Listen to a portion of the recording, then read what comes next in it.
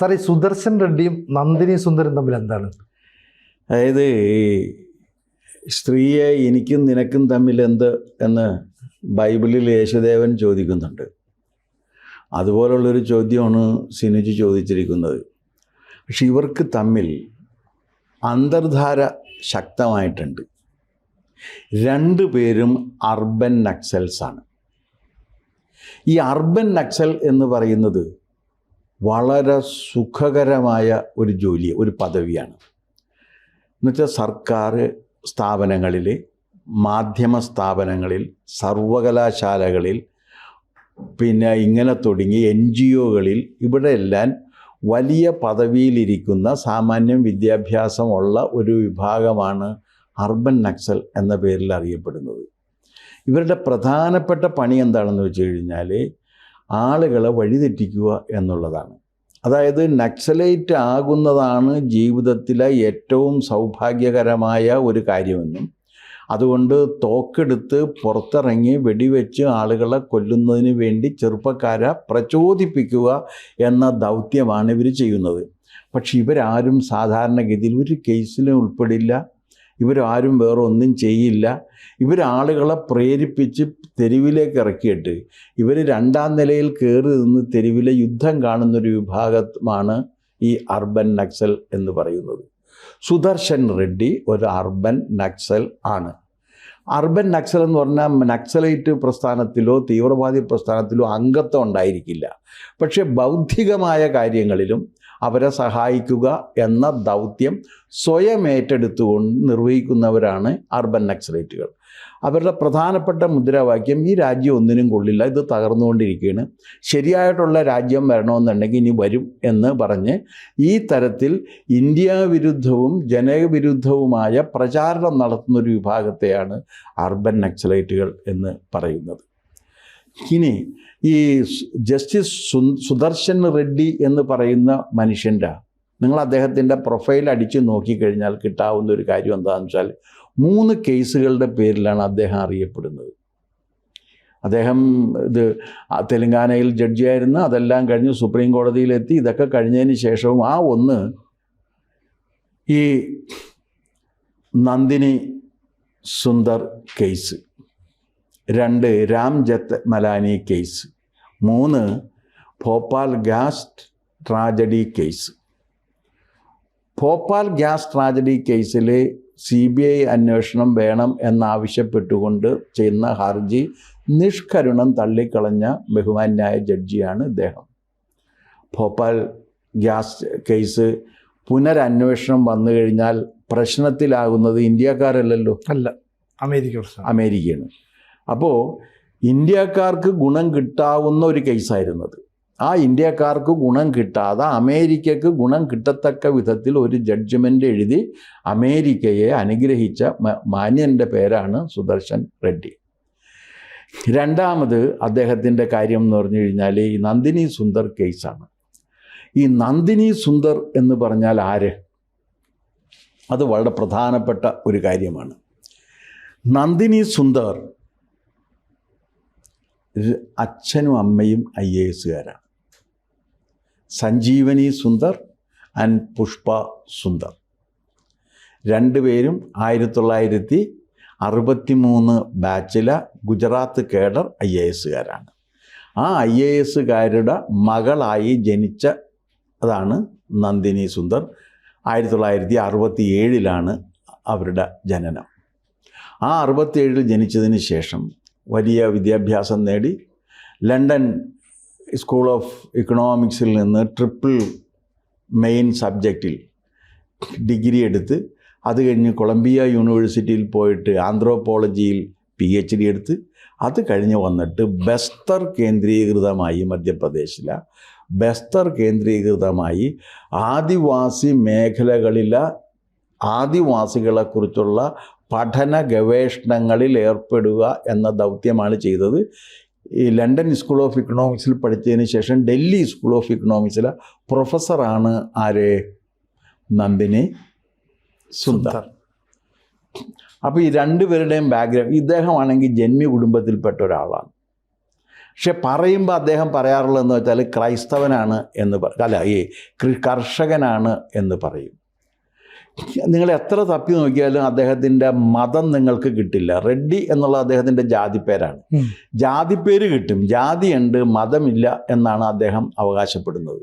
ആ മതം എന്താണെന്ന് വെച്ചാൽ അദ്ദേഹം ക്രിസ്തു മതം സ്വീകരിച്ച ഒരാളാണ് എന്നാണ് ഞാൻ മനസ്സിലാക്കുന്നത്. ഈ ആന്ധ്രയിൽ ഒരു പ്രത്യേകതയുള്ളത്, ആ പഴയ ആന്ധ്രയിൽ, ഇതിപ്പോൾ തെലങ്കാനയിലാണ് അദ്ദേഹം, അവിടെ എന്താ റെഡ്ഡി നായിഡു എന്നൊക്കെ പറഞ്ഞ ഹിന്ദു റെഡ്ഡികളുമുണ്ട്, ക്രിസ്ത്യൻ റെഡ്ഡികളുമുണ്ട്, രണ്ടുമുണ്ട്. ഇപ്പോൾ ബ്രഹ്മാനന്ദ റെഡ്ഡി ക്രിസ്ത്യൻ റെഡ്ഡിയായിരുന്നു. രാജശേഖര റെഡ്ഡി ക്രിസ്ത്യൻ റെഡ്ഡിയാണ്. വിജയലക്ഷ്മി റെഡ്ഡി ക്രിസ്ത്യൻ റെഡ്ഡിയാണ്. അപ്പോൾ ഇതിങ്ങനെ വരുന്ന ഒരു രീതിയാണ് അവിടെ. പേരുകൊണ്ട് പെട്ടെന്ന് പേരുകൊണ്ട് തിരിച്ചറിയാനേ പറ്റില്ല. അപ്പോൾ അതുകൊണ്ട് ഇവർ ക്രിസ്തുമതം സ്വീകരിച്ചതിന് ശേഷം അത് മറച്ചു വെച്ചുകൊണ്ട് അത് വെളിവാക്കാതെ റെഡ്ഡി എന്ന പേരിൽ അറിയപ്പെടും. റെഡ്ഡി ജാതിപ്പേരാണ്. അവർ ജാതിപ്പേരിൽ അറിയപ്പെടുന്നതിൽ ഒരു തെറ്റും കാണാത്ത ഒരാൾക്ക് പിന്നെ മതത്തിൻ്റെ പേരിൽ അറിയപ്പെടുന്നതിൽ തെറ്റ് കാണേണ്ട കാര്യമില്ലല്ലോ. പക്ഷെ അദ്ദേഹം സുദർശൻ റെഡ്ഡി എന്ന പേരിൽ ആ ജാതിയിൽ അറിയപ്പെടാൻ ആഗ്രഹിക്കുകയും തൻ്റെ മത സംബന്ധമായ ഐഡൻറ്റിറ്റി മറച്ചു വെക്കുകയും ചെയ്യുന്നു. മറച്ചു വെക്കാൻ ഇതൊരു ഗുഹ്യരോഗമൊന്നുമല്ലല്ലോ, അവനവൻ്റെ മതവിശ്വാസമല്ലേ. ആ വിശ്വാസം പുറത്ത് പറയുന്നതിൽ എന്താ തെറ്റ്? അത് മൂടി വെക്കുമ്പോഴല്ലേ കുഴപ്പം വരുന്നത്. അങ്ങനെ മൂടി വെച്ച് ജീവിക്കുന്നതാണ് ഇവർ. പുഷ്പ റെഡ്ഡി, ഈ നന്ദിനി റെഡ്ഡി ഈ മേഖലയിൽ പ്രവർത്തിക്കുന്ന നക്സലൈറ്റുകളുമായി ബന്ധപ്പെട്ട് പ്രവർത്തിക്കുന്ന ഒരു കക്ഷിയാണ്. അവരുടെ റിസർച്ച് ടൂൾസ്, അവരുടെ വാക്കതാണ്, ആ റിസർച്ച് ടൂൾസ് മാർക്സിയൻ ടൂൾസ് എടുത്തിട്ടാണ് ഗവേഷണം നടത്തുന്നത് എന്നാണ് പറയുന്നത്.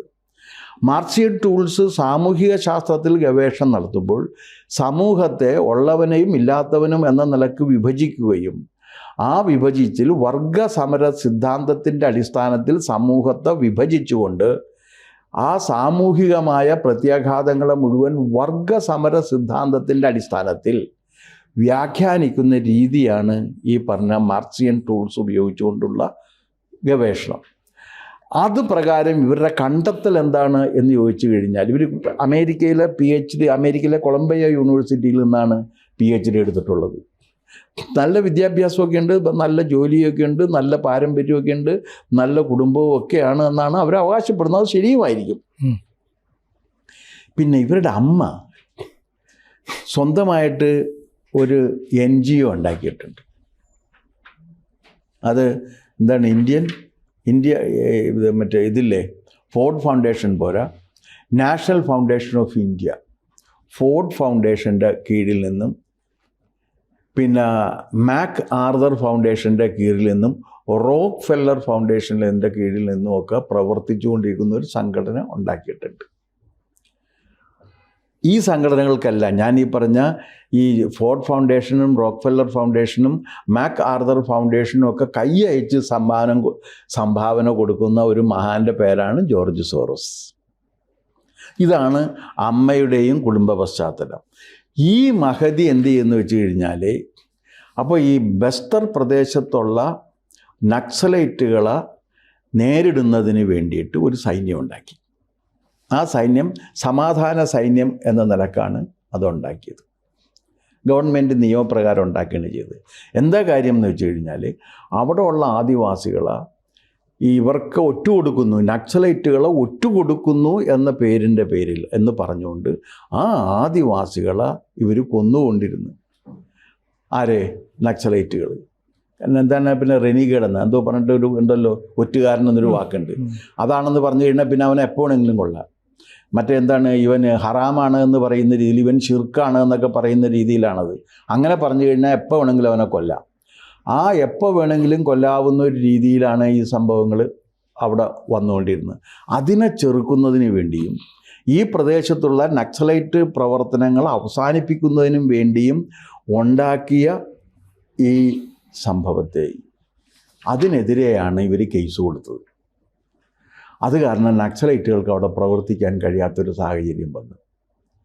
കാരണം ഈ സേനയ്ക്ക് പരിശീലനം കിട്ടി വരികയും ഈ ഗോത്രസേന നക്സലൈറ്റുകളെ നേരിടുകയും ചെയ്യുന്നൊരു സാഹചര്യം വന്നപ്പോൾ നക്സലൈറ്റുകൾക്ക് അവിടെ പ്രവർത്തിക്കാൻ കഴിയാത്തൊരു അന്തരീക്ഷം ഉണ്ടായി. അതിനെതിരെയാണ് നന്ദിനി സുന്ദർ എന്ത് ചെയ്തത്? നേരെ സുപ്രീം കോടതിയിൽ ചെല്ലുന്നു, കേസ് കിട്ടിയ ഉടനെ തന്നെ ആ സേനയെ പിരിച്ചുവിടാനും ഇത് നിയമവിരുദ്ധമാണെന്നും ഇത് ഭരണഘടനാ വിരുദ്ധമാണെന്ന് അലറിക്കൊണ്ട് ഒരു ജഡ്ജ്മെൻറ്റ് ആരെഴുതി? സുദർശൻ റെഡ്ഡി എഴുതി കൊടുത്തു. അപ്പോൾ അങ്ങയുടെ ചോദ്യത്തിന് ഉത്തരം കിട്ടിയുള്ളൂ. ഇവർ രണ്ടുപേരും അർബൻ നക്സലൈറ്റുകളാണ്. ഒരു അർബൻ നക്സലൈറ്റ് മറ്റൊരു അർബൻ നക്സലൈറ്റിനെ അനുകൂലമായി എഴുതി കൊടുത്ത ഒരു വിധി എന്ന നിലക്കാണ് ഈ പറഞ്ഞ Nandini Sundar versus state of Chhattisgarh എന്ന കേസിലെ കുപ്രസിദ്ധമായ വിധിന്യായം പ്രസക്തമാകുന്നത്. അത് അന്ന് നിരോധിച്ചില്ലായിരുന്നെങ്കിൽ ഇപ്പോൾ ആ പ്രദേശം മുഴുവനും ഈ മാവോയിസ്റ്റ് വിമുക്തമായി തീരുകയും അവിടെ ഒരു ക്രമസമാധാനം ഉണ്ടാവുകയും ചെയ്യുമായിരുന്നു. അപ്പോൾ ഒരു വിധി കൊണ്ട് ഒരു പ്രദേശത്തെ ക്രമസമാധാനത്തെ തകർക്കുന്നതിന് കഴിഞ്ഞു എന്ന മഹത്വം കൂടി നമ്മുടെ ഇന്ത്യ സഖ്യത്തിൻ്റെ സ്ഥാനാർത്ഥിയായ ഈ സുദർശൻ റെഡ്ഡിക്ക് അവകാശപ്പെട്ടതാണ്. അതിൻ്റെ സഹായിയാണ് നന്ദിനി സുന്ദർ. കൂടുതൽ വാർത്തകളും വിശേഷങ്ങളും നിങ്ങളിലേക്ക് എത്താൻ ABC മലയാളം സബ്സ്ക്രൈബ് ചെയ്യുക, ബെൽ ബട്ടണും അമർത്തുക.